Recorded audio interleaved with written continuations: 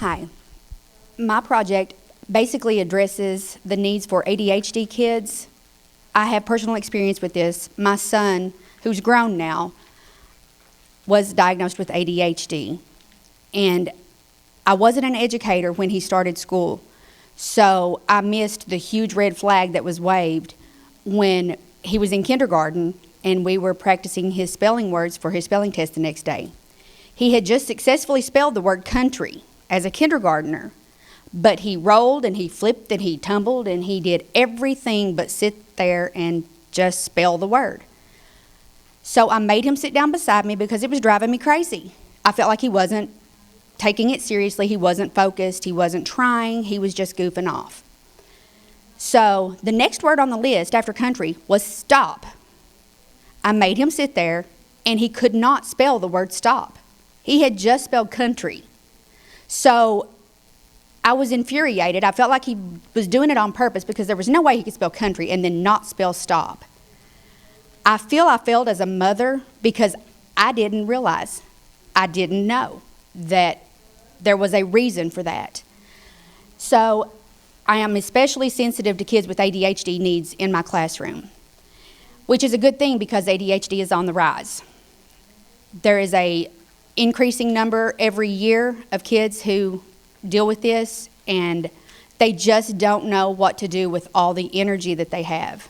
They just can't maintain a focus. They try, then they'll see something out the window and they're gone. They really can't help it in most cases. So 50 to 70% of a typical day in a classroom, kids spend sitting. Just sitting, listening, working. It's what they're supposed to do. They're students, right? It's not easy for a typical student, but one with ADHD, it's borderline impossible. They just can't do it. So my grant is for standing desks. And I chose this specific desk because it will adjust from a standing to a seated position. So they can do both. They're not limited to one or the other. They can go back and forth. Hopefully, just the increased activity, the being able to stand will expend some of the extra energy that they already have, keep them from wandering, getting up, popping up. You ever have that? You're in the middle of saying something, pop up and walk across the room. Go throw something away. Got to blow their nose. Can I go to the bathroom? It's constant. It's just a barrage. The need was never stronger for me than it was last year. I had 28 kids in my fourth grade classroom. 20 of them were boys, and 5 of them were ADHD. I thought I would lose my mind, but I knew they couldn't help it. So I tried to be very understanding, but I realized I had to do something. I needed something to where they could get some help. So I remembered when my son was in second grade and the teacher would let him stand beside his desk during tests. He would stand instead of sitting and he could tap his pencil. Made all the difference in the world. So there isn't any scientific proof that it will help right now, but the studies that have been done seem to indicate it.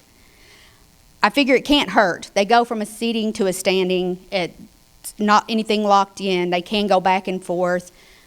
The challenge will be getting them to not constantly up and down. So, but I still think that it will be worth it in the long run.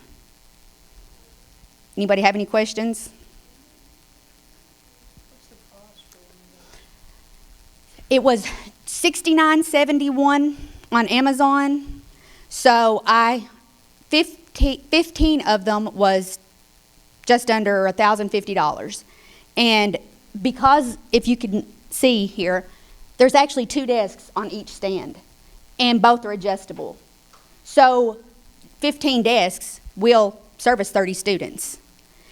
It'll also lend to being able to do like partner pairs, have maybe a mentor student, one whose behavior is a little, you would like to be modeled, put them with, and hopefully it'll help both. Maybe make the one become a little more understanding and sympathetic to the plight of the other one because they may have never really dealt closely enough to understand that they're not just being mean, they're not just acting out. They're, you know, there are things that they do that we do know. They're just acting out because they can. But there are others that they truly just can't help.